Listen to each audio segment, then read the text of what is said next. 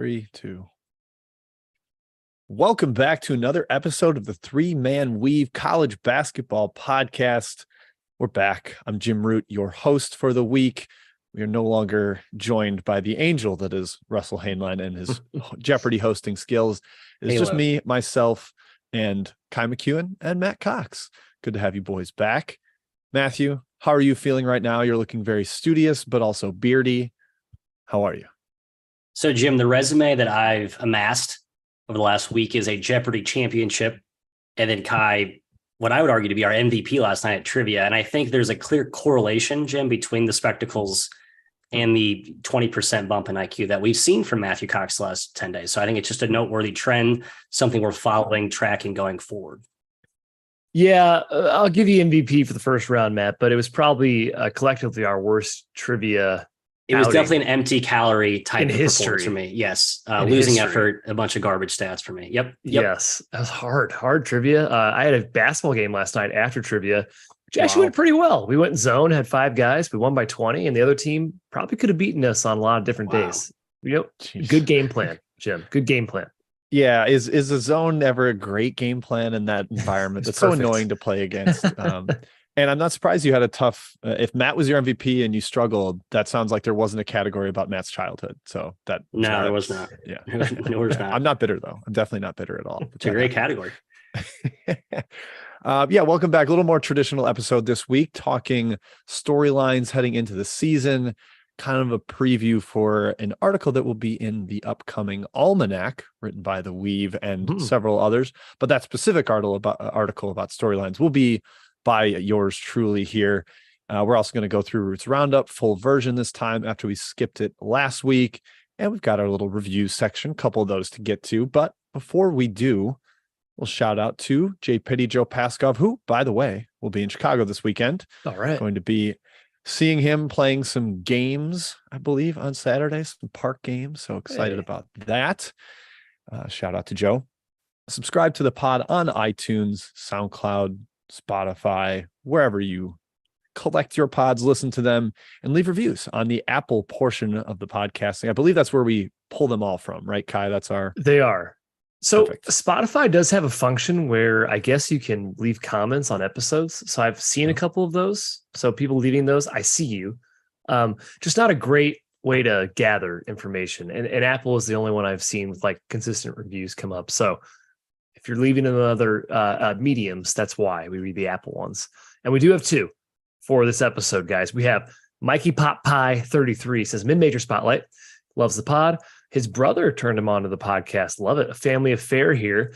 He actually left a review last week. Okay. I love this. His brother was the one that left the Friars review last week. Fantastic. He's a Hoosier fan. And he said he might be a little insecure of his hoops team and that I'm the more handsome brother, but I digress. He loves that we focus on the mid-major programs. And let's see here. Usually his love for mid-majors hurts him in bracket challenges. I think we know that all too well from our own personal experiences, the office pools and whatnot, back when we had 9 to 5s. He asked a question too at the end of the review. What are some mid-major programs outside of the obvious ones like FAU, Gonzaga, and St. Mary's that you think could have a really strong year this season? Again, love the pod. I love the hashtag 3MW for life. Fantastic. Jim, you wrote down a couple of names. Yeah, honestly, kind of not an awesome year for high-level mid-majors. I agree. Especially with FAU, North Texas going to American and maybe not being true mid-majors in the sense of, like Wofford of 2019 or FAU of last year. But the Mountain West is going to rock, Matthew. I think Mountain West is going to be fantastic, potentially better than the Pac-12, maybe. We'll see. And then outside of that, I think Colgate's going to be Colgate, probably absolutely thrash the Patriot again. Yale's going to be great. We discussed them a little bit on the pod already. Yeah. Any others really jump out to you, Matt? Irvine was going to be the team that could be incredible, and then they lost 2 guys to the portal that really hurt them. Right. Northern Iowa. I think Kai agrees. That was one that I had as I very much agree. I think we last season didn't identify a team. We're like, this year's kind of better for the majors, and obviously Florida Atlantic did what they did. So it's like you kind of have to. Okay, we're saying that again now. So dig deep and put all the positive swing outcomes into effect here. I think Northern Iowa can be a legit top 20 team. Top 20. I thought we were friendlier to mid majors last year, like some of the truer mid majors, like Furman we knew was going to be awesome because That's they brought true. back Bothwell and Yeah. Slauson. Like Yeah. Charleston, I think we were pretty high, and maybe not as high as they ended Charleston, up true. being. But I just don't feel like there's like a true top 100, No. maybe top 50 mid-major the way they were. fair. That's too high on Northern Iowa for me. Kai, is that Fife dependent? Top 50. 20 I know top 20 50. is Top way 20 is too too high. high. Sorry. I think I'm 5 saying to that's the upside. There's upside. Probably not going Really. to play. If I was a betting man, 5 probably doesn't play. They're going to rally around him. You want a Northern Iowa long was under 500 in the MVC. last yeah. year. You want a little Again. a longer shot from a lower major? I think Eastern Kentucky could be That's a good call. like a surprise top 100 team. This Really good season. freshman class right here, correct? Yes, last year, Yeah. yes. Everyone back. Anyways, besides one guy. All right. Thank you. Great review. I love the discussion. You can tell we really like the mid-major stuff here. We might our mid-major extravaganza preseason pod is upcoming in a few I weeks. believe it's like 3 weeks, 3 weeks out, maybe something Yeah. like that. It'll be a good one. Second review and last review. Steven 1003 says far and away the best college basketball pod. Fantastic. He says, I have to take a turn at a board bet proposal for you guys. Syracuse's Judah Mintz, JJ Starling, and Chance Westry will be one of the best guard groups in the country this season. Bruce Pearl was very high on Westry before he hurt his knee last season. And then he says he also hopes the boys did some picklebacks with my donation to Matt's bachelor party. Did we get a pickleback in on Matt's bachelor party? I can't remember if we did. We definitely Not a lot of themed shots, really. Kind of a down weekend for themed shots overall. It was a volume weekend. It was a volume It weekend. was- We used his donation in good order, though. I assure you that, Stephen. Yes. Syracuse, Jim.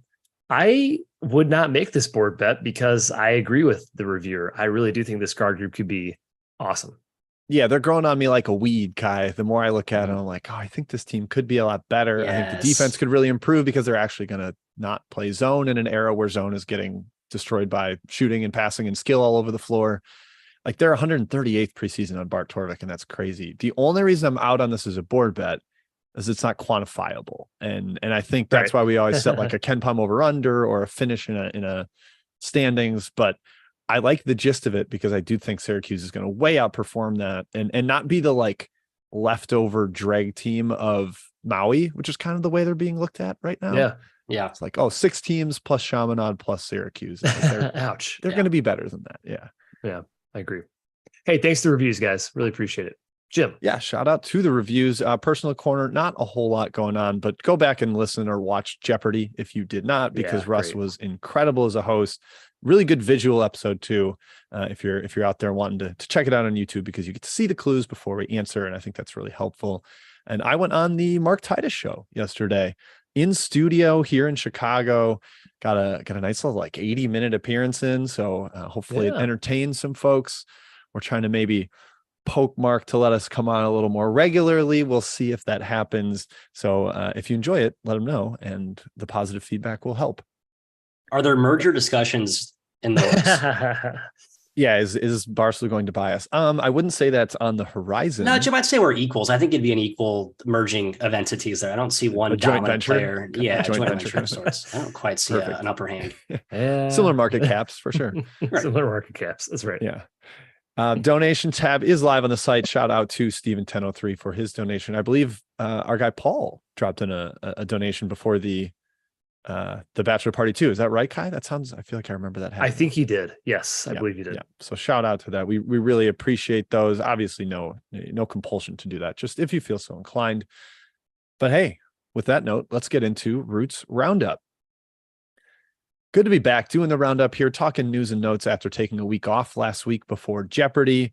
Lots to catch up on because of that. And we had taken the entire week off of an episode before that. So it's basically 3 weeks of news here, but it's July. It's not a big news month for college basketball, thankfully. First big headline, Colorado moving to the Big 12. Realignment continues to engulf the sport. Talked about this in pretty big detail with Mark yesterday on his podcast.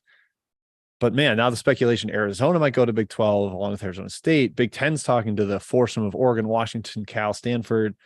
Pac-12 is clearly about to die. Kai, how do you feel about said demise? It sucks. It really, really sucks. But I feel like I'm yelling at a cloud and I'm an old man. I hated when Colorado left the Big 12 for the Pac-12 years ago. And it's funny they're coming back to it.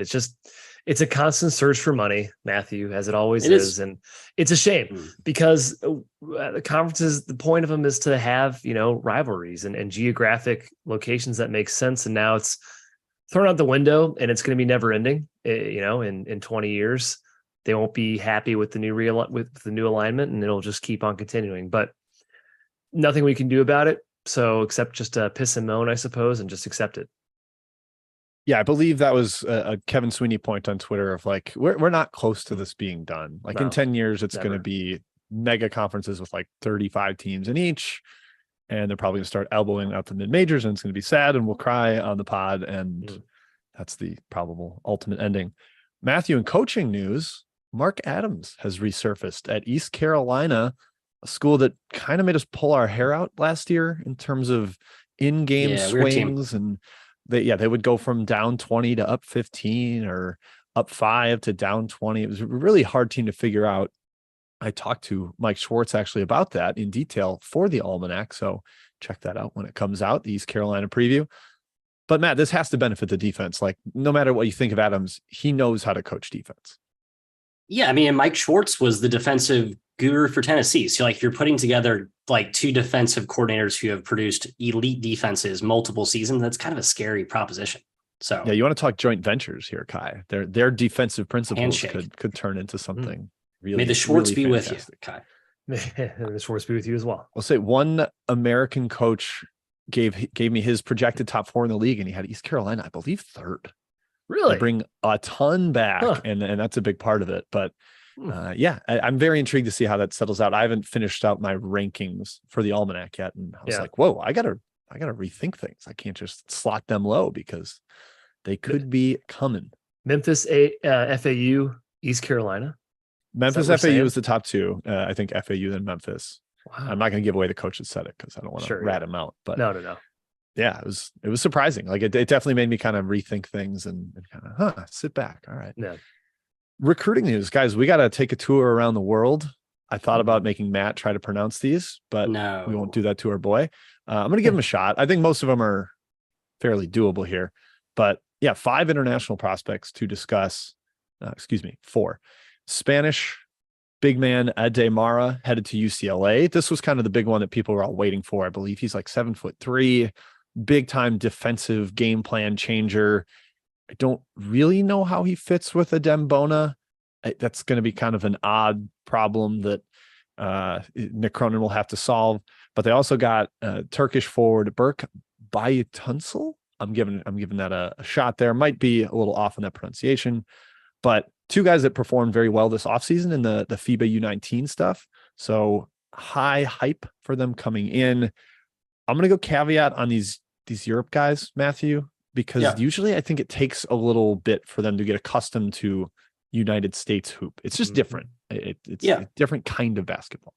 Yeah, if there was one takeaway from our lovely, fruitful conversation with Benny, Kai, that would be that. I think the European dudes just take a little longer to season.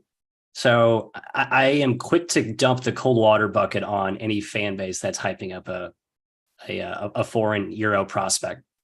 When was the last time a Euro prospect came over year 1 and turned into all-American caliber? I think a lot of people thought Baba Miller would be close to that last year, and he barely played. And I know he's more like Baba Black Sheep, Kai.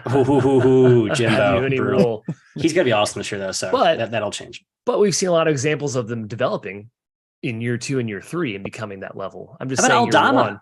How about Aldama? Wasn't that year 1? I guess he was actually here for a year. Then he was more year 2. Still, still. Also, different. It takes at least a half year. At least a half year. He will not be good in November. Like none of these guys are going to be world beaters in November. That's a guarantee. Like year 2, Franz Wagner was so much better than year 1. I mean, honestly, Iggy Brazdakis might be like the best example I can think of. That's a good example. Somebody that came in as like a number 1 scoring option for a team that was actually really good in Michigan. But Canadian, not European, so maybe different there. I that probably is. Yeah, I do view those as different. All right, they kind of play in the same circuits, and they're relying on these 2 plus Jan Vide, who is also fantastic this summer. I think that's going to be an adjustment period for those guys, and the same goes for Croatian center Zvonimir Ivicevic, headed to Kentucky. they needed a big man because Onyenso and Bradshaw both have broken feet and they had to play small in the global jam they played in the summer. And I think it probably drove Calipari crazy, even though the style might actually work with that roster. But now you add a 7'2" guy as injury insurance, and he's even getting some like fringe first round hype given his skill level. It's just wild to me how many of these guys are now suddenly available and going the college route rather than pro, especially Matt, considering the NIL route isn't like that easy. It's not like they just walk into money the way that domestic players can. It's harder to get the NIL loopholes with the international guys. I'm a little surprised. Yeah, I am too. I mean, I think we'll say this, the bonds between the international prospects and programs coaches seems to be stronger. So I think there's certainly it's a pretty good bet on stickiness, we'll say. Fair enough. Last one to mention, Johnny Furphy, Australian forward, headed to Kansas. I believe this kind of precipitated the Marcus Adams transfer where he headed off to Gonzaga. People were rumoring that this was going to happen. Kai, just depth for Kansas, considering they only had 9 scholarship players likely to play this year, with the idea that they're going to use a red shirt on the bench. So it makes sense to bring in another guy that's likely capable of contributing minutes.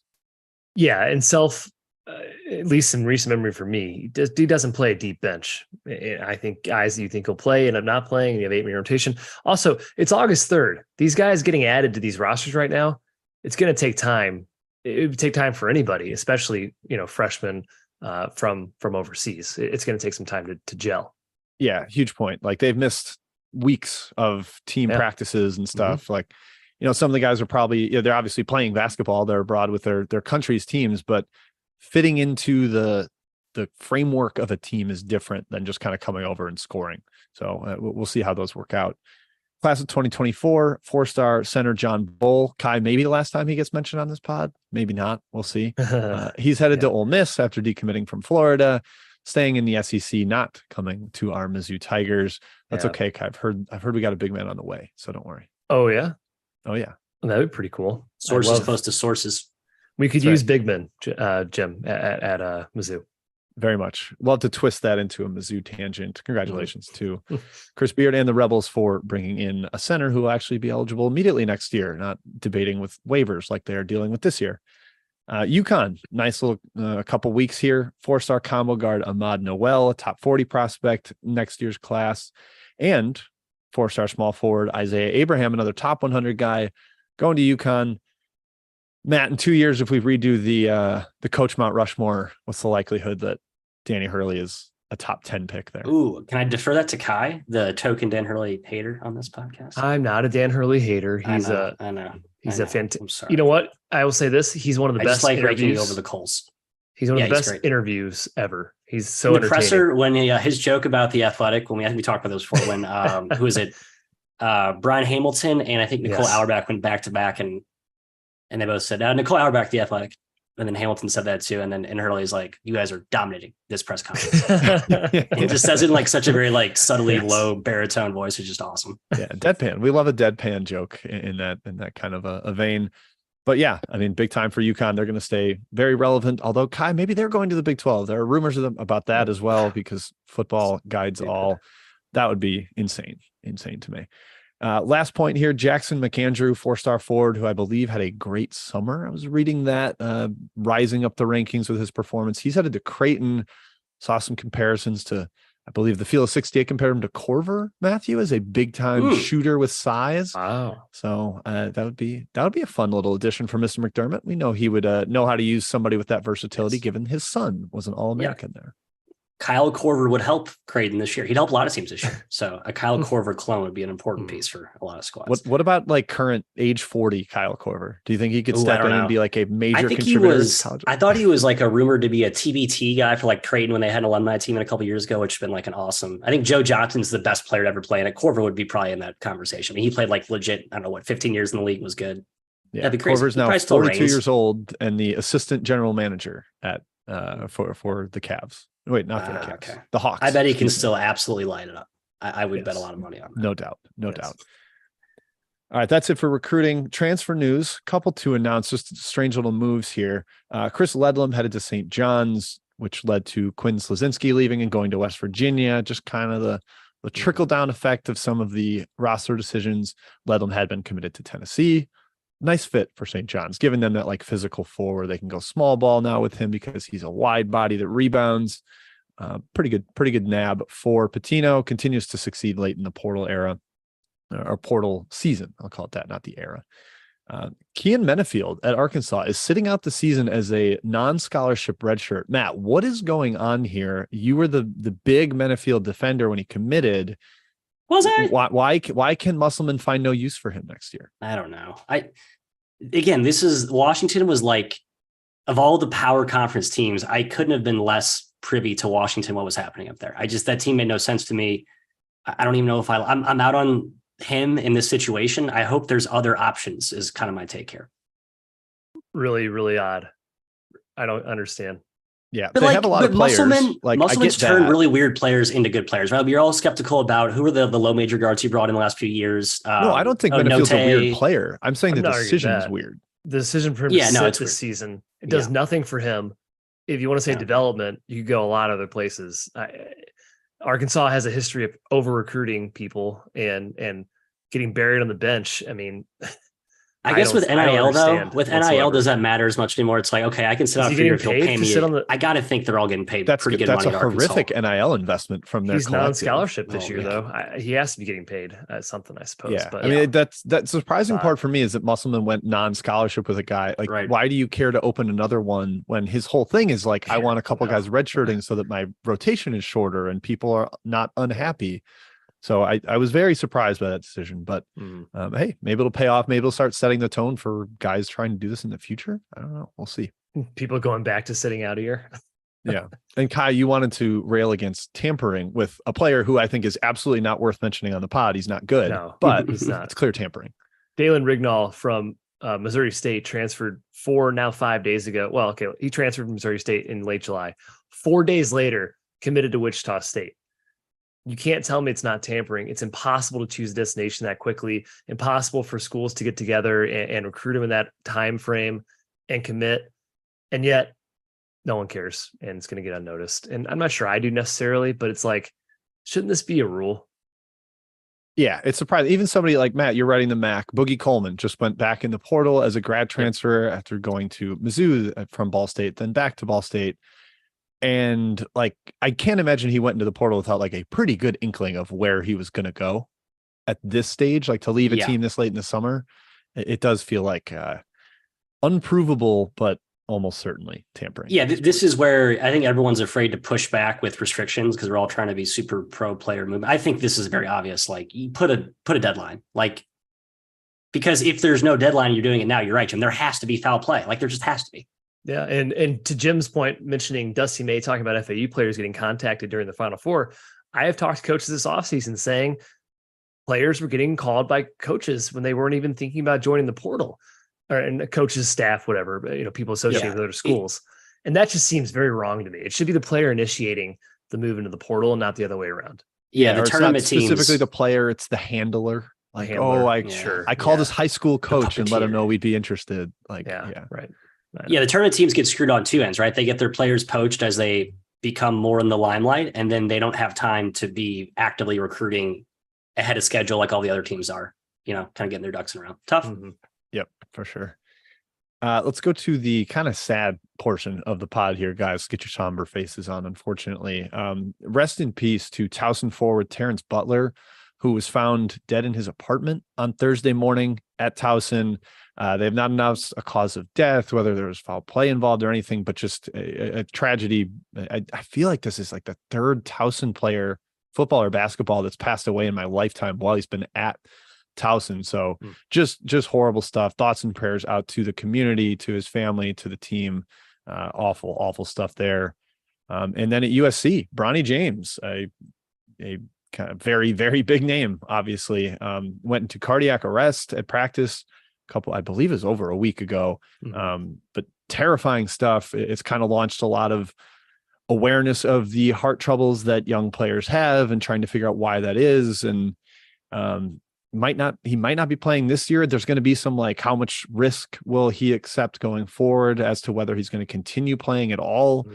just a huge bummer. And Kai, we've said, oh, we're not into the Bronny circus, but like, Right. this is just a completely terrible thing happening to a young athlete. Oh, absolutely. Yeah. Yeah. Of course. This is no bearing on the actual, player or the name or whatever. Yeah. It's sad. I hope he comes back or if he wants to. But we don't know right now. TBD. Yeah. Second Matt, straight year for straight USC. summer. Yeah. Exactly. I was going to say that second straight summer with a 5-star recruit that has heart troubles and could end up being very limited by that. Mhm. And you just hate to see it. Let's have everybody healthy. Weave is pro health for all. And hopefully Correct. we'll get fewer and fewer injuries in this portion of the pod. All right. Other random news and notes. There's been a sting in Iowa on players betting on games. It was kind of heavy football for a while. And so we're going to leave it alone. But then Aaron Eulis, former Iowa guard, headed to Nebraska, facing a ban for gambling. Stop. How do you get caught? Like it seems like the easiest thing in the world to avoid getting in trouble for. Stop. It's prohibited. I mean, come on, man. Bet through your friend's account if you need to bet athletes. Come on. We're better. Yeah, they're not going to be researching like your Venmo exchanges. Ridiculous. Like, keep a ledger in Excel and pay your buddy up through every week or something. Like settle. It's not that hard. Don't have your own account that's governmentally tracked and traced. That's ridiculous. That's insane. Really dumb. Really dumb. So he's probably done. Eulis, I'd imagine he gets suspended. Yeah, I can't see how that works and ends up playing at Nebraska. International tour results are rolling in, Matthew. We can start overreacting to these. The first loss I saw was Memphis losing to the Dominican Republic national team. But that team's actually good. Like Angel Hernandez is their big guy. Angel Rodriguez, sorry, the Seton Hall guy. And then they had 30 points dropped on them by former Memphis guard Lester Quinones. David Jones, like current Memphis player, played for the Dominican Republic. Like, so there's a lot of weird stuff going on. Yeah, this is like an actual pro team. Like I'm not ashamed. If there's ever an exhibition to put negative stock in, I think this would be the one. Yep, fair. You know what? One result I did see, fellas, Canisius beat Carleton, the dominant Canadian force that like beats everybody. Nice. Did not expect Canisius, Kai, to be the one that knocked them off there. So maybe we got to keep an eye on the Golden Griffins. Maybe they frustrate me to no end every single season, but they lost my guy Jaco Fritz. Kind of bums me out. One of my all-time favorite. Taco. Yeah, I don't know what it is. Jaco Fritz, right? Yeah. It's a soft J. Yeah. He's European. Hey, that's it for Roots Roundup, fellas. Let's move into our meat of our pod, the meat and potatoes. That was the appetizer. We're talking storylines. And again, I mentioned this will be something that is more written out and discussed in like a top 25 list in the Almanac. We have not sorted out the order. We haven't finalized the storylines we want to discuss, but we're going to go through a few, try to figure out what maybe the ones that are most intriguing to us are. And Matt, I'm going to start with you. We've got a lot listed here. Which one jumps out to you? What is a storyline that as we enter, I guess, not even just fall practice, but as we are going to get to the season, something that you are glued into, you really want to see how it unfolds? Let's start from the top, Jim. Let's be proper here, giving the reigning national champions their fair share. My dad kind of gave his opinions on some of these very eloquent headlines, Kai. More in stores. At stores. What do the Huskies have as an encore? I think with all the hype that Donovan Klingen's getting this season, with all he showed last year, I think there's a lot. I mean, Hurley is feeling far less pressure than he did this time last season, obviously. Like he has a ton of clout. You just won a freaking national title. But I think to repeat and be like a top 20 team, I think that's a fascinating. Are they going to be really good again? Or are they going to kind of flop around and fall down the Big East totem pole, I guess? Yeah, well, just to put my hater cap on, wherever you have UConn ranked this year, they will finish worse. They are young. They are very, very young. It feels because I see them at 3 in Bar Torvik, and I'm telling you, this is not a top 3 team in my opinion.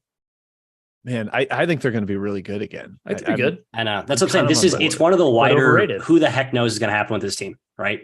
It's not going to be like it's not a UNC Hubert Davis. I think we're all much more. No, he's much better coach than Hubert Davis. Yeah, right. It's night and day, right? But just is it a lock that Klingen is an All-American, or are we kind of like foisting too much on him as a certainty? Kai, you kind of shook your head. I don't think it's a lock. I love him as a Flyer Player of the Year candidate for sure, which we'll talk about maybe a little bit in the podcast. But I don't think it's a lock that he's a Player of the Year. What if you can only play 15, 20 minutes a game? I'm not saying he can't play more than that, but he hasn't really shown that yet or had to yet. So it's a possibility. The team looks great on paper. Of course it does. Top 5, especially like Pat's saying in the chat. And yeah, top 15 is probably fair, Pat. But I'm not saying top 5, which I think a lot of people might give them just based on the national title run and what's coming back. I think I think Hawkins and Jackson were so ridiculously important. So important. And like Hawkins' movement shooting. He was also, I believe, I saw Shot Quality put out like most accurate shooters when open. And he was also second in that for guys that are now in the NBA. He's like 46% when open, but also like so deadly off on the move where you always had to like bluff out on him, which let Sanogo roll to the rim against like a guard that was trying to help over, and he would seal him, pin him, dunk on him. And Cam Spencer, older brother Pat, Cam Spencer is good and a good shooter. I don't think he's that level of movement shooter where he like shifts the entire gravity of your defense. Right. I mean, again, the youth is huge for me. I think the depth of UConn was underrated about that team last season. Like they could just overwhelm you. And it's why they continued to put their foot on the gas against so many good teams, especially in that tournament run.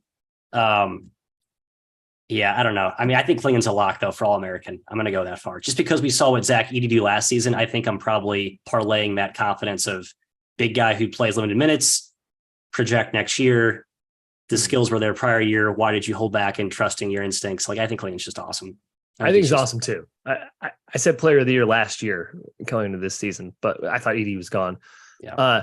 I didn't know Cam Spencer was Pat Spencer's brother. I never put that together. Yeah, wow. There you go. Happy to help you make that connection. Makes sense. One more little like just nugget on it. Last year, Cam Spencer, I know he played 5 less games, but he took 166 threes. Jordan Hawkins made 109. Like, volume matters too. Like it is just kind of like a different approach to things. Like you kind of, I guess they only played 3 less games. So. I think Danny Hurley would say Andre Jackson was the most valuable player on that team in terms of everything he did on the floor. And then also, by the way, the guy that won MVP is also not there. Sanogo, a pretty good player leaving the program. So I don't think it's a lock that they're, top 10, top 5 this year. Yeah. Like how fun was it? Oh, we took Sanogo out. We get to dominate you with Klingon. Like it's not the same thing where you take Klingon out and you're back up with whoever it ends up being, Samson Johnson or one of the freshmen. It's just not the same. Not the same. All right, Kai, that was a lot on Matt's first point, but we are, bowing to UConn fans, giving them the love. And the discussion time that they warrant, especially as a storyline going into next year. What is it that jumps out to you, either from our list, or you could surprise us if you got something off the list? Where are you going? Well, I just maybe want to catch up the casuals in college basketball and level set where we're at with teams, number of teams in college basketball right now. So we're back down to 362, out with the old, in with the new, as they say. Hartford went down to D3. St. Francis, New York, or Brooklyn, depending on your preference there, SFC, has dissolved its basketball program. And the NEC has a new school, Lemoyne. Lemoyne is the newest D1 school. So that's our shift in the overall landscape, ignoring conference realignment, which, again, we just do not like at this program. Matthew, your thoughts? I think the whole Northeast, it's weird because the Northeast, I feel like, in terms of just overall interest in basketball, save maybe like the Hoosier Heartland area, I think it's like one of the most rabid regional parts of the country in terms of fan base. So to see like a lot of those programs, I mean, obviously I'm not going to say LIU has some storied tradition, right? But like to see some of these programs take a step down, Hartford, especially, with John Gallagher and kind of what he did there, it is a bummer. But I hope they replenish with some of these NEC, what's that kind of the NEC 10 that Merrimack, Northeast 10, Northeast that's where 10, Lemoyne's coming from too. Yeah, maybe you start kind of poaching from those guys. You find a few more Tone Andersons and Joe Goldings. Hard disagree with Matt. Okay, chop it down to 300. I'm okay with that. Okay, 300. I don't mind. I just want the Northeasterners to have their basketball. I guess they have the Patriot. They'll be fine. America East is still hanging on. They'll be fine. NEC is still there. NEC, football conference too. FCS powerhouse. Yeah. All right, fine. I'll go with one here. We'll move on. We'll stop debating whether there should be 362 or 343 teams on it. That's probably boring. I want to talk about National Player of the Year, and Kai, we can maybe fold in some of the odds discussion on this. Zach Edey coming back, it feels different to me than Oscar Tshiebwe as a returning National Player of the Year, where Tshiebwe just had like such an outrageous rebounding total, but you didn't feel like that guy was a go-to scorer that they could dump it down to. It wasn't the same kind of like geometry altering force when he was on the court, the way Edey at 7'4" just completely dominates the way you have to plan and play against him. Edey now plus 220 for player of the year. I believe it was plus 150 at one point. So there's been a lot of movement in these odds the last 2 weeks. 240 has now. taken some action. Yeah. Wow. So what do you think the true likelihood is, Kai, from maybe a percentage standpoint? And then if it's not him, then who? I agree. Does not feel like Tshiebwe, because Tshiebwe wasn't it didn't feel unanimous during that year. I think we all knew he was kind of going to win, but it wasn't like bet your mortgage on it. Last year, Edey was like minus 10,000 in like January, February. We knew he was going to win the award. And if he puts up the exact same stat line, you can't not give it to the guy. Purdue being a top 5 team next season would solidify it, of course. Plus 240. I told these guys before the show, I'm surprised he's not minus money. I'm surprised he's plus 240 right now, plus 220 even before the show. I think that's the best bet on the board here for player of the year. Clingan is at 12-1. That's probably my flyer bet, but I don't see anybody else outside of. It's down to 12-1. I think it was like 75-1. It just got hammered. Hammered. But I like Filipowski is 8-1. So is Hunter Dickinson. I don't think Hunter Dickinson is going to win it. Maybe Filipowski. Filipowski is the biggest challenger, but I think it's Edey's award. Yeah, that's kind of where I end up, Matt. I actually talked about this a little with Titus yesterday between Filipowski and Proctor. I feel like Duke fans are still like, Proctor's actually our best player, and like, just stop. Can you please admit that like Filipowski should be the player of the year candidate, even though Proctor is this tantalizing, appealing guard? Can you get on board? It's because as Duke fans, you don't want like a hateable white guy to be the face of your team. It's got to be like, a more lovable Aussie dude like Proctor. And he's just so skilled and sexy and suave the way he operates. And we're just all butthurt because we didn't get the Filipowski prognosis right last season. So I think that's all it is. Just a lot of petty nonsense. But notable, Proctor not even listed on the Caesars odds. He's not. No. Some of these books don't have a field option. That's probably a red flag. I wouldn't bet it. At least try and find it. Remember when Eastern Michigan's Imani Bates was like 20-1 last year? I know. I wouldn't bet the field and player of the year. I wouldn't either. But like these odds are, you could have someone emerge at least from like Proctor could be a legit in the conversation. He's not even on the list. Like that's a miss. I will also note that like just given the way the NBA has sucked up guard talent and wing talent and guys that really make an impact in that way, and even are projectable, they haven't even hit it yet. Like Proctor would have been a guy that could have gone pro. Last 5 national players of the year. Okay. Zion Williamson, one and done, but then Obi Toppin, arguably the center of that Dayton team, kind of like out of position at center. Then Garza, Tshiebwe, Edey, like it is a big man award now because the best big men stay and the best guards and wings leave. So that it does kind of end up tilting that way. I was going to throw Deron Holmes as a maybe flyer at 50-1. Speaking of storylines while we're Dayton on this, enough. Don't you see the world where Dayton's really, really good and they're actually as good as we thought they were going to be last season? They're healthier this year. The whole rally around Anthony Grant and the tragedy. I mean, I think, that could be such a good. Didn't the tragedy happen last offseason?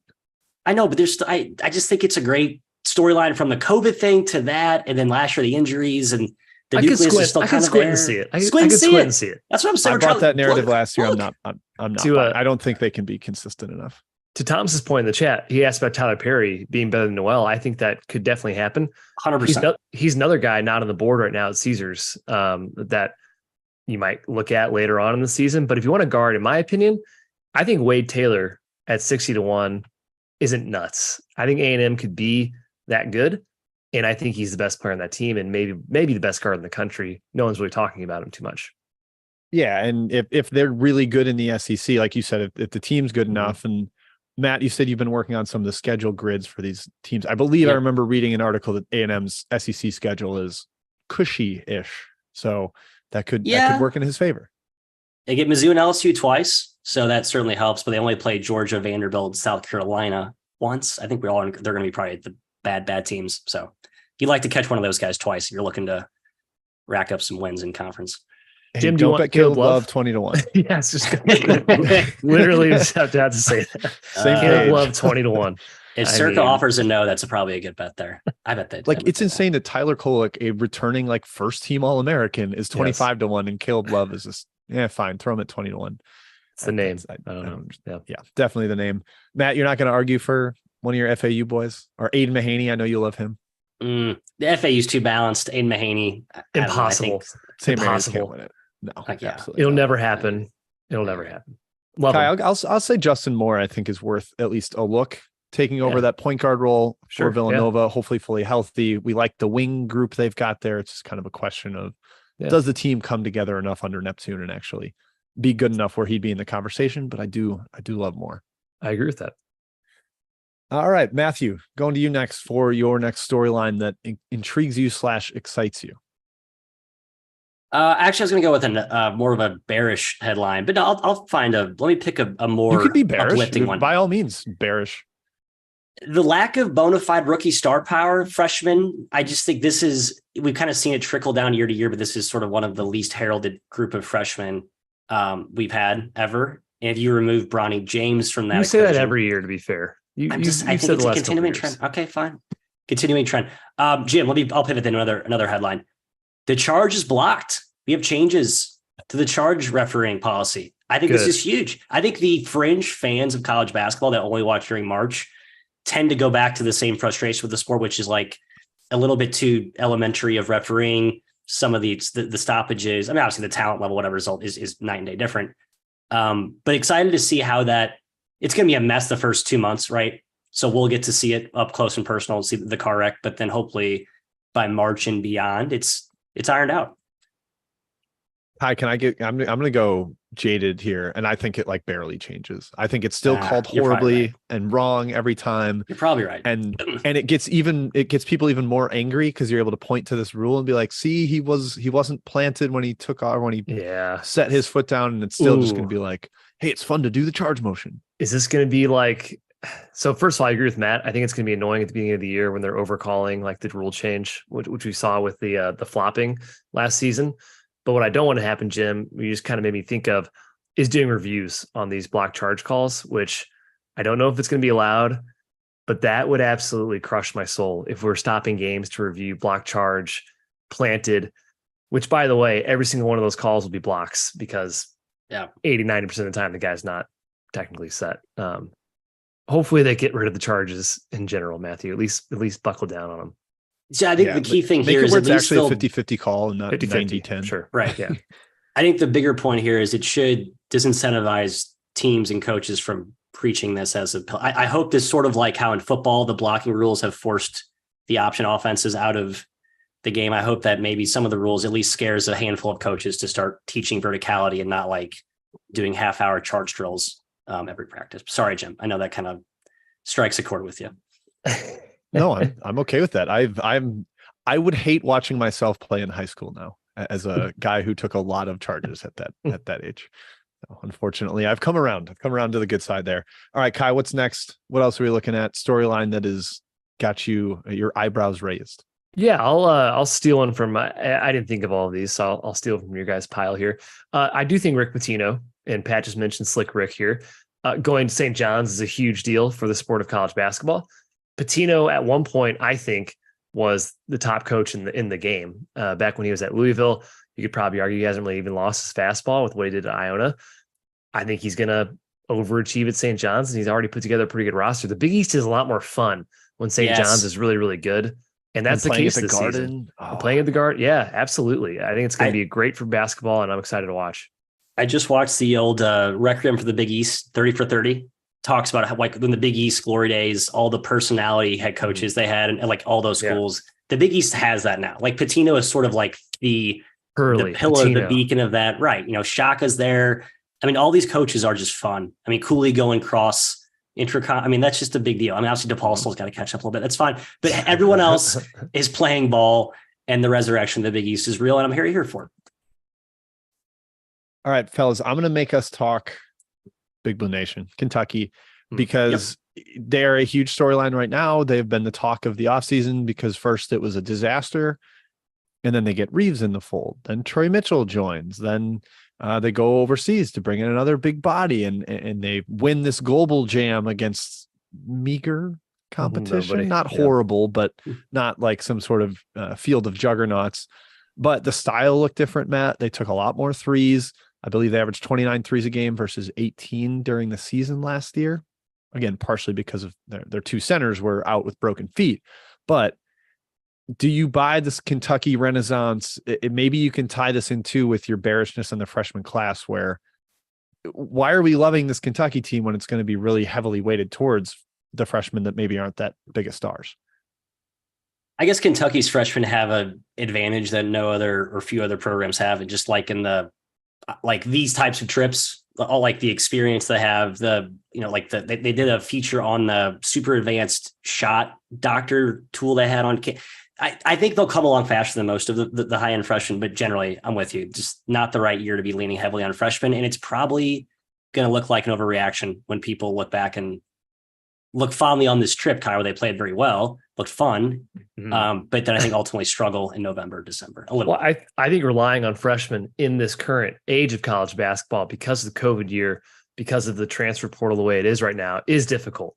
And you look at Kentucky, I think this is a team where in the past, I would have still rated them as a top 5-ish, maybe top 10 team. I don't have that same faith in Kentucky and Calipari as I once did. Last 4 years in KenPom, 27, 6, 49, and 29. It's not the same level of Kentucky that we've seen or that we're used to. And I think we're doing the same thing with Trey Mitchell that we did with Texas that one year. Trey Mitchell, we found out, is just a pretty solid Power 5 basketball player. He's not the All-American level talent that we once thought he was, transferring from UMass. Yep, agreed. I like him as a small ball 5 in that system if they're going to actually lean into that and play that way with, adding John Welch, the assistant that is supposedly going to be the one that leads a semi offensive renaissance. But I just think at some point Calipari's gonna be like, we went 7 for 29 from 3. We're not doing that anymore. We're getting the ball to the rim. We're playing volleyball on the glass like we usually do. He just feels too much like a needs to be hands-on guy rather than conceding control to somebody else. Agree. All right, Matthew, we're circling back on the roundtable here. Roundtable storylines. Back to you. What do you got? We got to hit the Purdue redemption story. I feel like that's an obvious one, just because we've seen this exact same script be written with Virginia. Lose to a 16, bring most of your / all of your core back for a little rodeo, Kai, redemption tour. Yeah. Does Purdue vanquish the demon? Does Matt Painter silence the naysayers? Well, I did see Titus with Jim today or whatever in the show yesterday say Purdue Final Four. I'm pretty much on that side of the tracks. I do think Purdue's going to be a top 1 or 2 seed again and have a deep run in the tournament this year. The difference between this team and Virginia, obviously, is Purdue is big man centric and that Virginia team was guard centric. Virginia's guards probably play better in a tournament setting. However, I think Painter's still a really good coach. Zach Edey is by far the most dominant player in college basketball. It's a pretty good recipe. And those sophomore guards, I think, are going to really mature this season. That's the note for me, Kai, where I feel like once they lost to a 16, people froze their freshman guards in carbonite and were like, that's how good they are.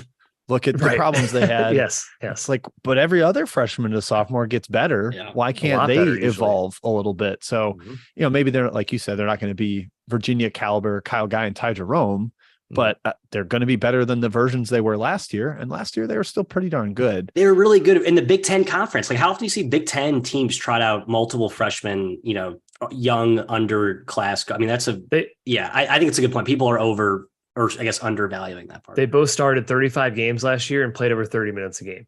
They're experienced guards now. Yes, playing with Zach Edey is easier. Yes, it is. I agree, but still, they still played well. Braden Smith was 5th in the Big Ten in offensive rating in league play against league opponents. It wasn't like he beat up on bad players. He's going to keep getting better. They're going to be better about the turnovers. I think that team's going to be just fine this year.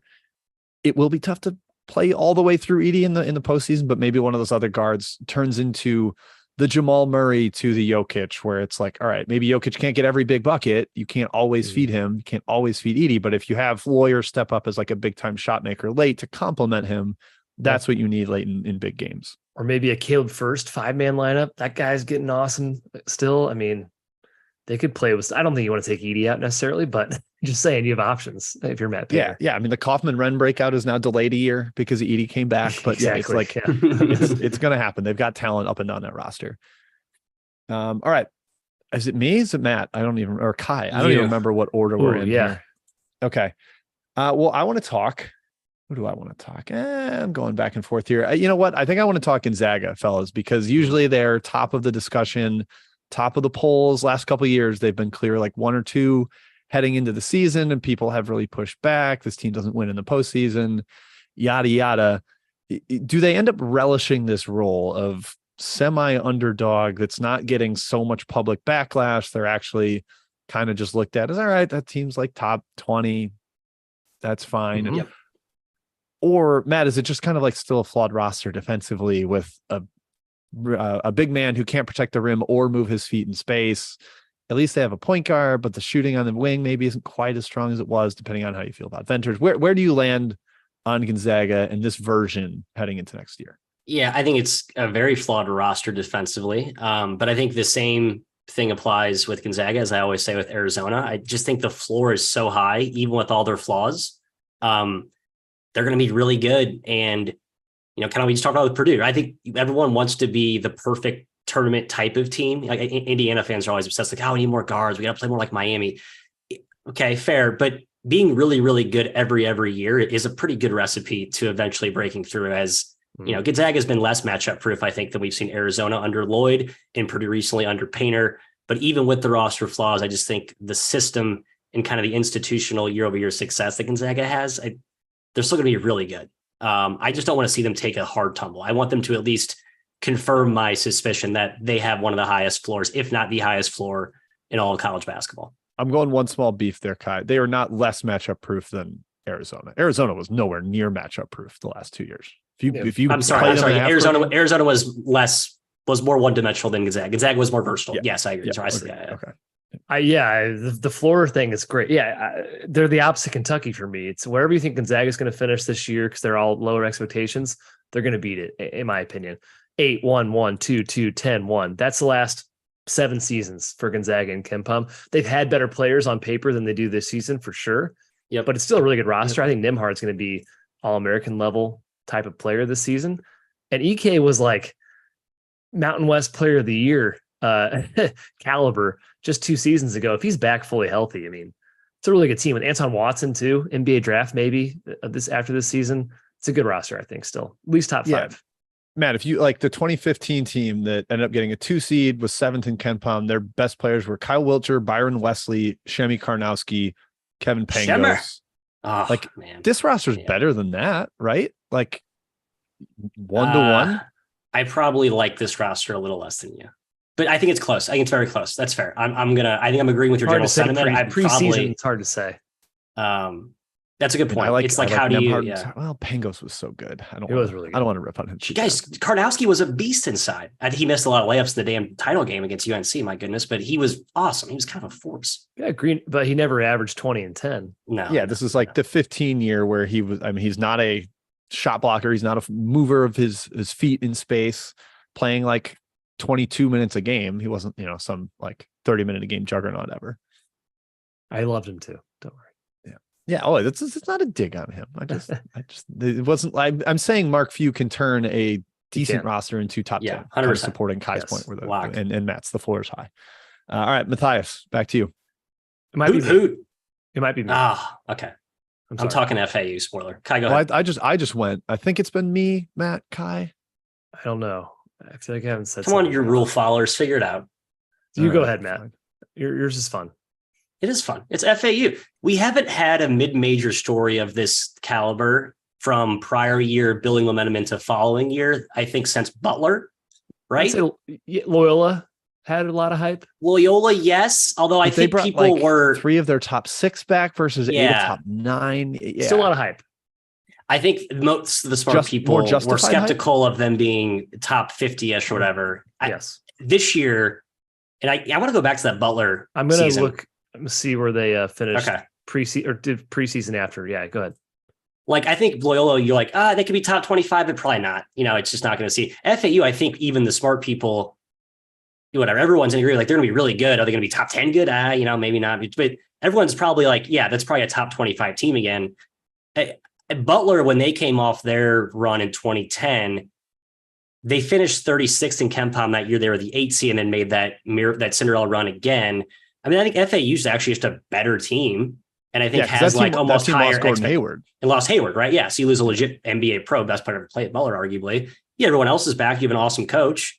But yeah, I think FAU is going to be a fun, it's going to feel like the FDU game was sort of a microcosm of their 2024 season where they actually felt expectations unexpectedly. And I'm just curious to see how they deal with that. Like, they feel so perfect and like picturesque in terms of basketball purity. We'll see what one more year of, the same, if there's any tarnishing of that. I hope not. I don't think so. Some Butler stats. So 46th in KenPom preseason following their championship run in 2011, 17th in the AP poll is where they started the following season. So I will say FAU is going to be higher than that in the AP poll. So we will say FAU is probably the most hyped. It's basically the highest preseason expectations a mid-majors had since insert blank, excluding Gonzaga. Since Gonzaga wasn't a high major. Yeah. That's a valid point. 21st in Bart Torvik, FAU is right now. We obviously don't have KenPom yet here in early August, but there'll be 10 in the AP poll ish. That feels right. Because there's some people that feel like they're top 5. There's some people that push back against that. But yeah, I kind of buy it. I kind of buy it with FAU. I don't quite buy top 5, but man, I'm getting closer to like 8th or whatever. Like, the guards are just too good. Here's how I see this playing out. Here, if I can kind of squint through my crystal ball again, through my Watts spectacles. So Warby's through crystal ball, multiple lenses here. You could see FAU not struggling this year, but like looking somewhat mortal, finishing around where Butler did. So top 40 team, maybe an 8 seed, 7 seed. Like, you could see FAU being like a 7 or 8 seed, but then they go really deep because they had the same DNA they had last season, where it's like in a tournament setting, that's a really, really tough team because they can play all different types of styles. They're tough to prepare for. Making a deep sort of unexpected run, even though we all probably should expect them to be a higher seed in the first place. I don't know. What's crazy, Butler would not have made the tournament in 2011 had they not won the Horizon. Yeah. That's weren't they overseeded as an 8 seed? They were kind of overseeded. They lost 9 games before. I think people thought they were overseeded. Yeah. Milwaukee beat them twice. Tony's team, who we should have on the pod, by the way, Tony Meyer. But yes, if FAU loses 9 games, they're not making the tournament. I don't think. AAC's not very good. No, the conference is too good this year. I think they could. Decent, and then they've scheduled better in the non-con because people know they're going to be good. It's not like true. And I asked Dusty May about this for the Almanac. Was like, how different has it been? He's like, it's like night and day. Like, last year, people thought we'd be good, but there wasn't an established opinion, so they didn't want to play us. And now it's like, all right, we know they're good. Final Four, we can play them, and it won't hurt our resume. That's a Q1 game, right? Yeah, exactly. Yeah. It'll be interesting to see what they do. To Kai, who's been wanting the rock, and we've been burying him in the corner, giving him a low usage rate. My next topic's not even great, to be honest. It's not even great. The beard is back in basketball. Not getting into the whole like off the court stuff, but Chris Beard, he was fired from Texas last year. Some people think he shouldn't have a head coaching job currently.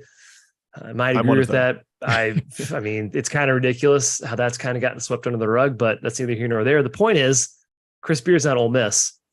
And if there's one thing Chris Beard does at schools, it's overachieve. And I think Ole Miss is going to be pretty darn good. And that roster is looking pretty talented, especially in the front court. So watch out for the Rebels is my storyline to watch. Hi, how big of a swing is your outlook on them based on a Murray waiver and a Cisse waiver? Like, let's say they don't get either. Are you still like, it's Chris Beard, they're fine? No, Cisse matters more. He's like a game changer defensively, which, by the way, waivers in general, like, my hands are in the air. This should be decided. It's August, but we're not going to hear about it till like the first week of the season. And then there's going to be surprises. People who didn't even realize they needed a waiver won't get a waiver.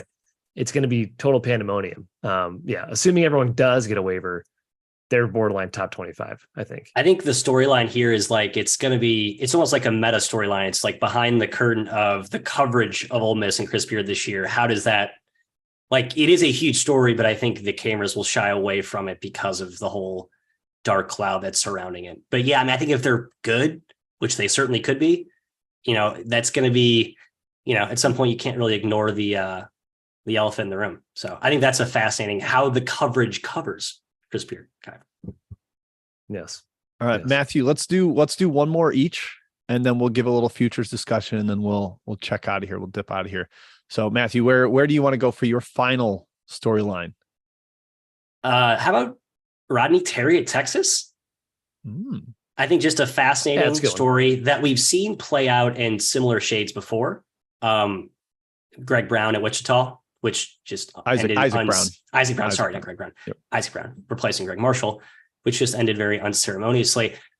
How does Terry do in the wake of last season? Coached well enough to retain the full-time tag. Texas fans probably torn on that decision. He has a really good roster. Max Asmus coming back home to his Texas. He's from Dallas, but still, a Texas kid. I think there's a lot of fun with that Texas team this season.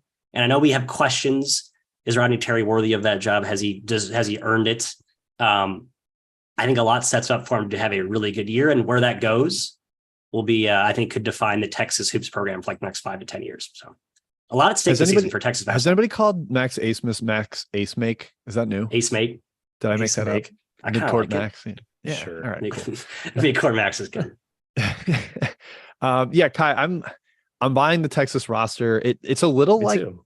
Providence for me, where I'm like, man, I don't want to be high on that team, but I have to be because the talent's good enough to overcome any like coaching hesitation that I have. Yeah, talent's great. And Rodney Terry did the incredible job of taking over a top 6 team and finishing top 5.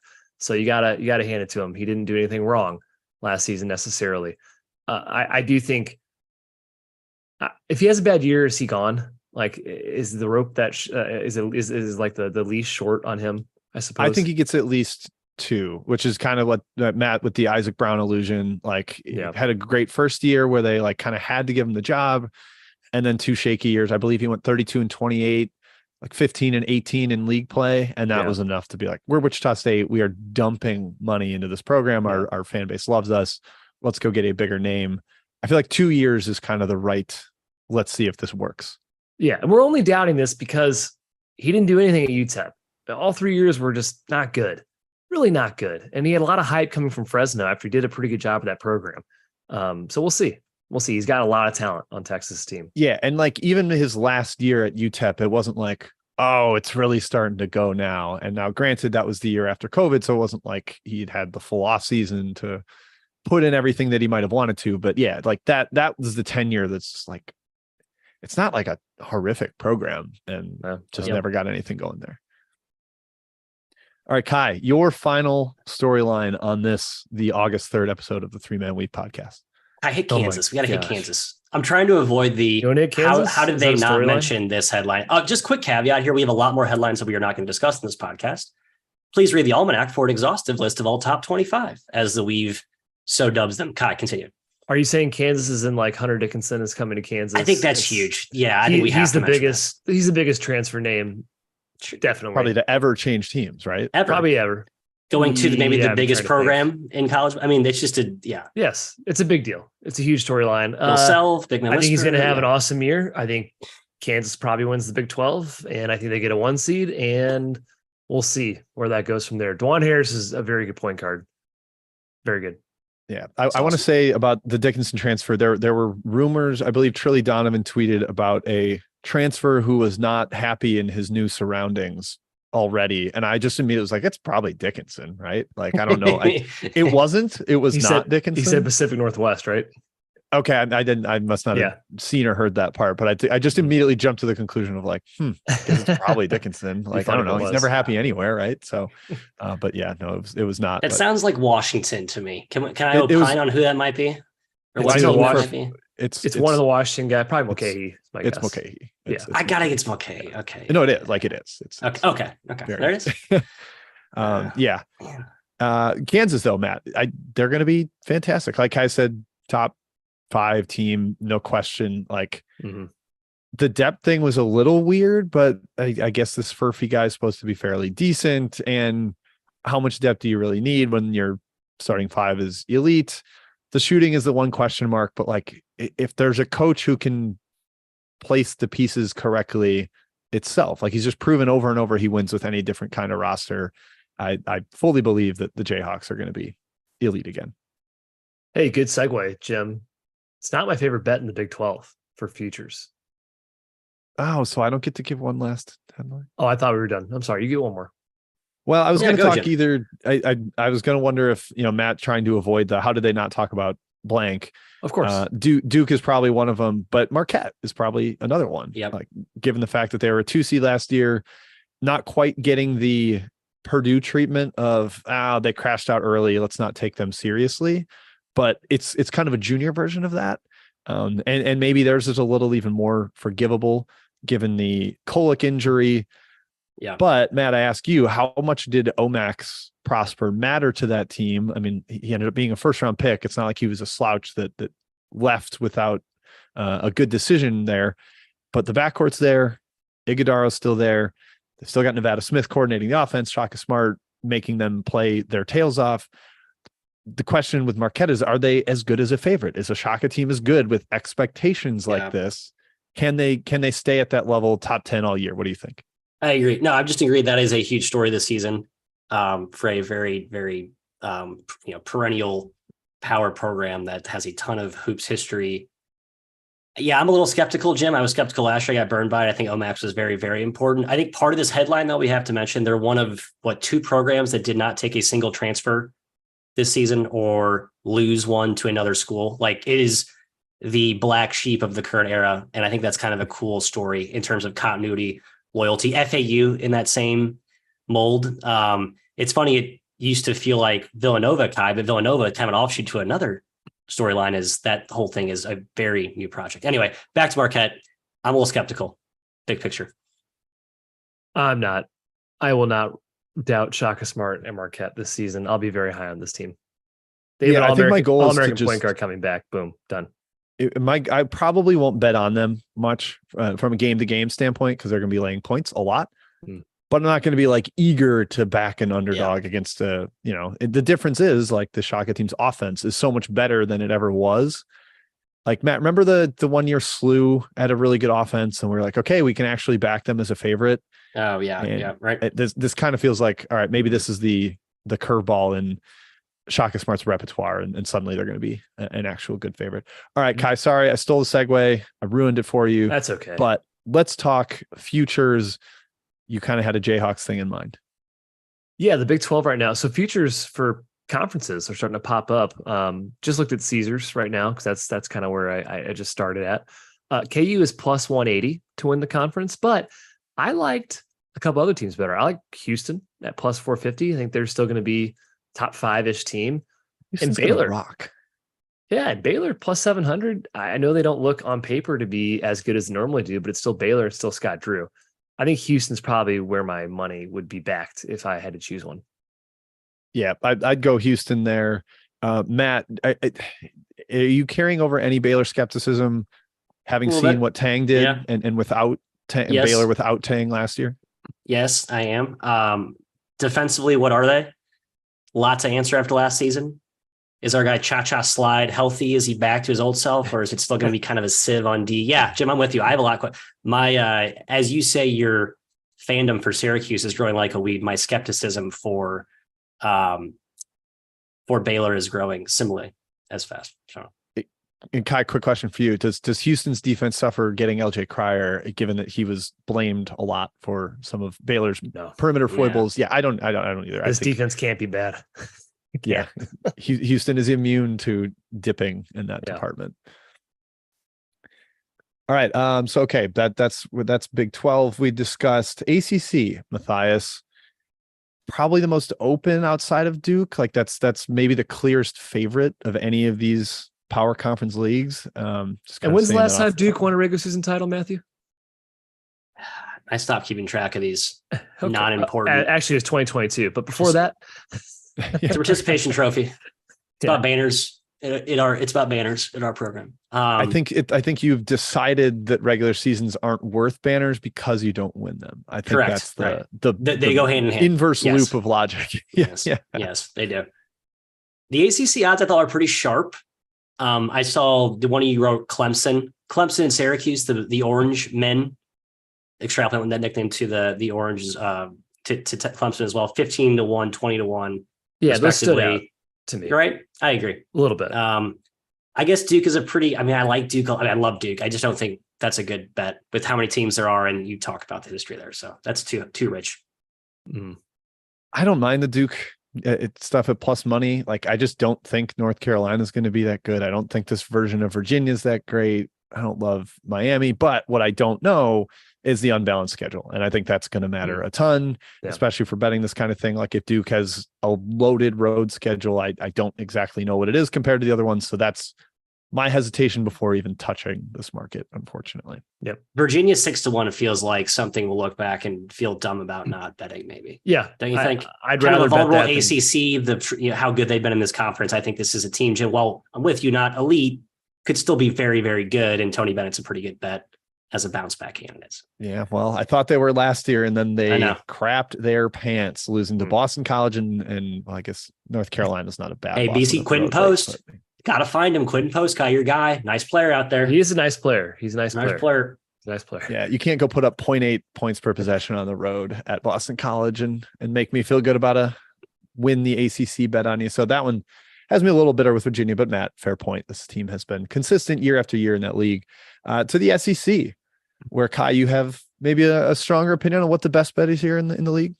I think Texas A&M plus 700 is the best bet in this league. It might be the best bet on the board.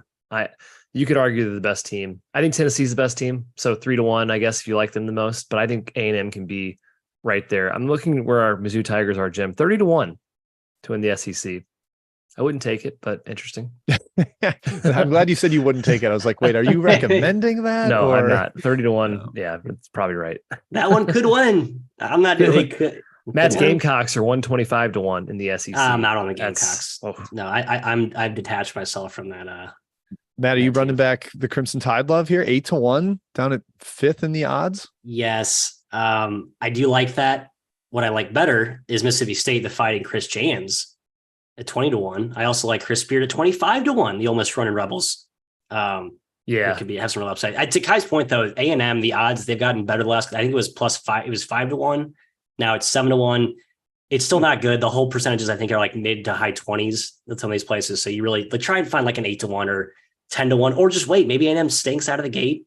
Although I think that's a team that probably plays really well. So if you're going to get a good price in this, you probably want to bet this sooner rather than later.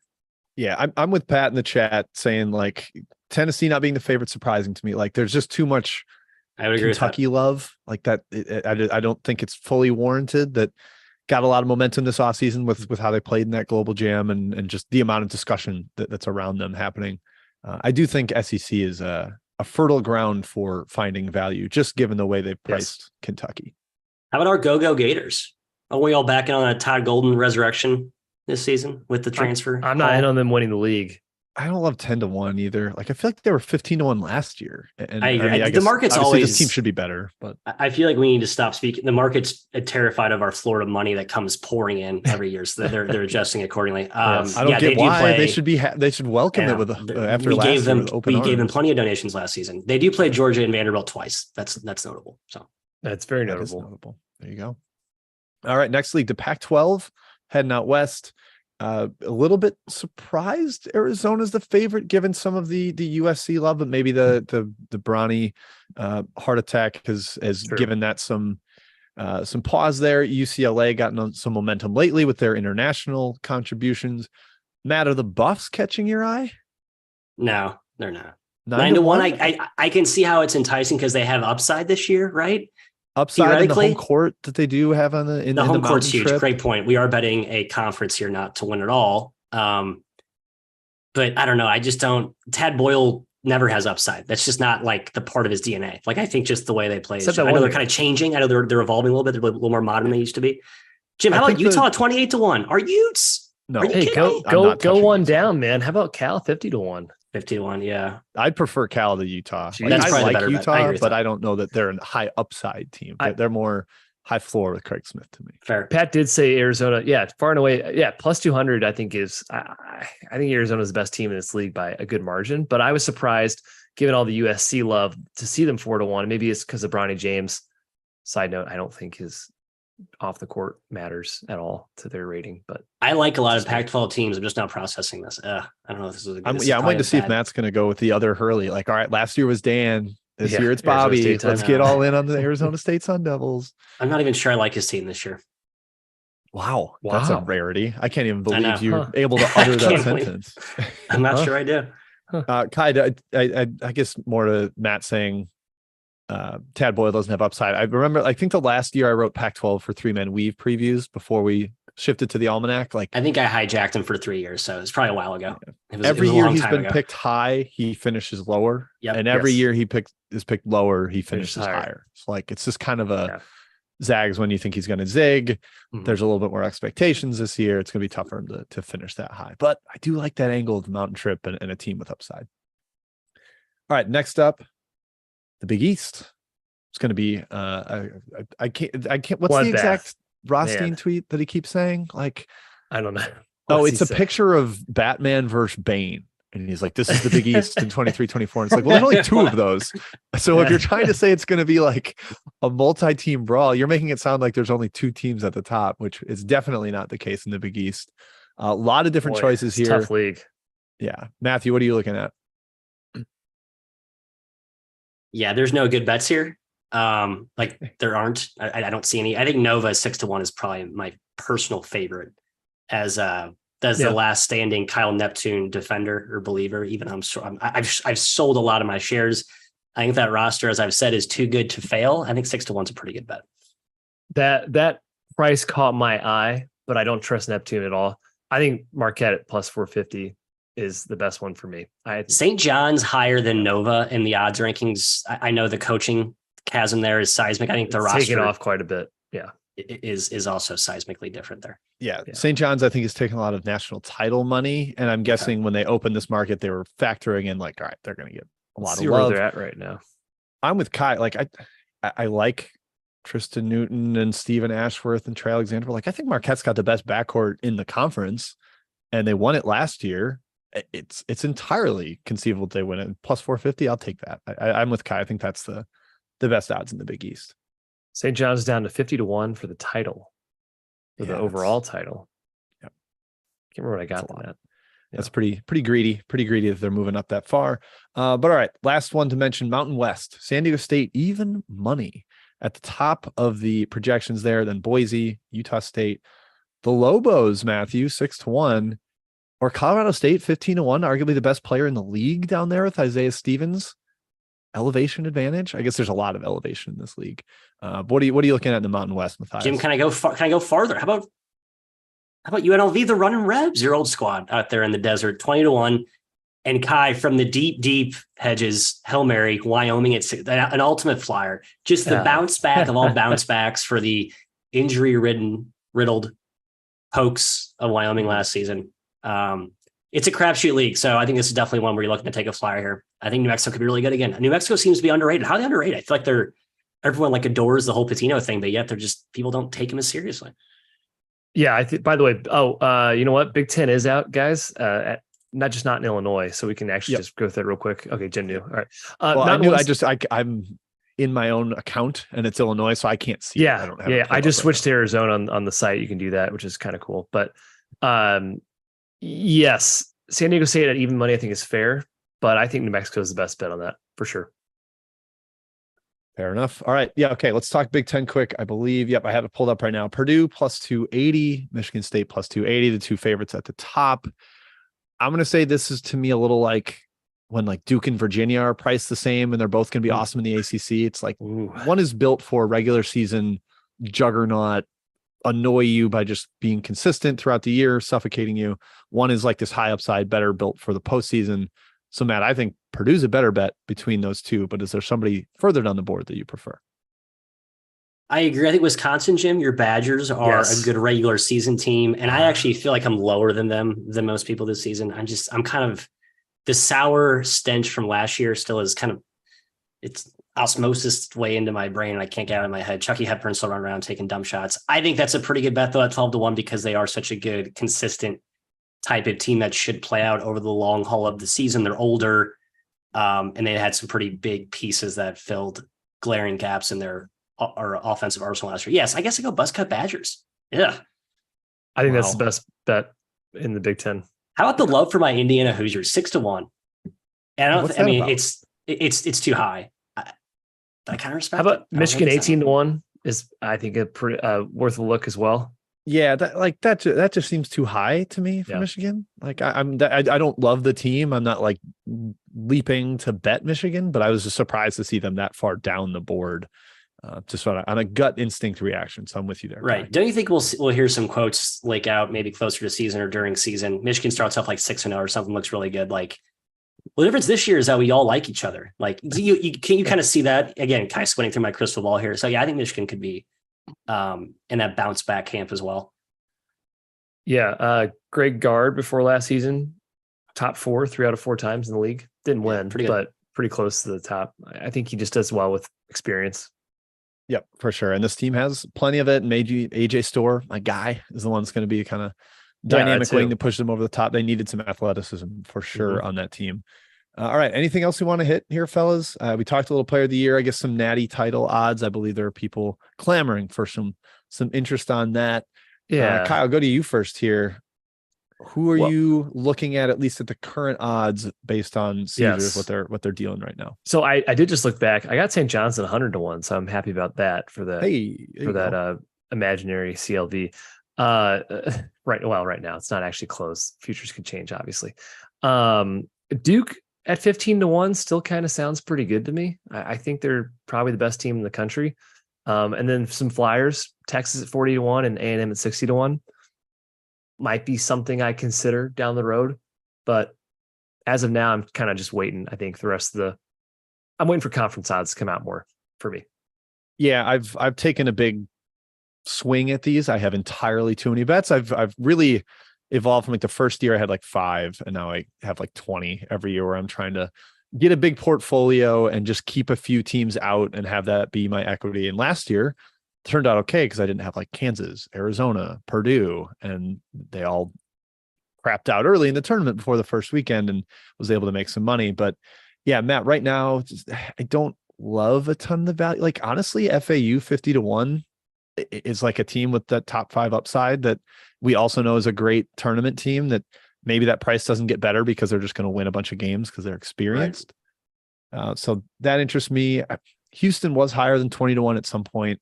I don't love that now. Marquette 40-1. What are you looking at here, Matt? I can't believe, I mean, maybe I guess I can't believe it. I'm just surprised how little movement there's been. Like Duke has kind of been sitting there at 14-1 for a while, and maybe I'm just a lot higher on Duke, but I still think that's a good bet. I mean, I'm holding 14-1 myself. I'm still holding Arizona 18-1, which I think is a little bit too rich. I would not endorse that. Yeah, you took Arizona 18-1. I know. I thought they're supposed to get, they were 8 on 2 other transfers they missed on. I think there's one more piece they were supposed to maybe betting on a return from Tubelis too. But yeah, FAU 50-1. I think there's a general theme with all of my futures this year, which could really burn me, is like I'm latching on to are you a type of team that can win in a tournament format, which is succumbing to small sample theater. I recognize that, but I like having a portfolio of those types of chameleon-esque squads. Miami, you haven't played. You could probably argue. I think 31's way too high for that team. The team's not good enough to be 30-1, but that's a team that you're looking to. Yeah. Right. It's way too inflated by their tournament success, Larinaga thing, for sure. Yep. Just kind of like Michigan State's a team that I think people will very much say is what you're talking about, the archetype of like better in the postseason. They've got Izzo, they've got guards, but man, that price is pretty rich considering where it was earlier in the offseason. I'm trying to think of who else maybe fits that bill in terms of postseason. Like Arkansas up there at 25-1, I think reflects the love and the success that they've had in the tournament. Yep, agree. I don't know that they're going to be ranked all that high by many places. I like Creighton 40-1 still. I think that roster actually ended up pretty solid without Nembhard. And we've given some of the longer shots that we like Cal. I'm still endorsing Cal. I'm still endorsing Cal's like maybe don't do that. Maybe spend your $5 elsewhere. But Mississippi State, Ole Miss, the Egg Bowl buddies, I think are both good flyers. And Texas Tech, Grant McCasland, roster's not so terrible. Yep, he gets in as an 11 seed, 10 seed, maybe gritty team who wins a game or two. All of those teams you just named are going to be like grindhouse defensive teams Yes. with some ugly offensive performances, but that's the unsexy kind of bets that perhaps will end up with some value. All right, Kai, any final thoughts? I have no final thoughts. We're going to No be final talking about thoughts. this in the weeks to come. Plenty more as the season approaches for sure. We'll see if the odds end up moving. Next week, we will be back, potentially a surprise guest. Yeah. Excited about it. We don't want to announce the name because we're not 100% locked in that it's going to happen, but something that we think people will really enjoy, and somebody who's probably too famous to be on our podcast, but it'll be fun. We're looking forward to that. You can guess and try to figure out who it's going to be. You won't be able to guess it. It's not somebody we've ever hinted at, but we're excited about that. Thank you for tuning in this week. Thank you to the chat. Lively discussion as always. Definitely enjoy that. But from Matt, from Kai, from Jim, we'll see you next week. Enjoy.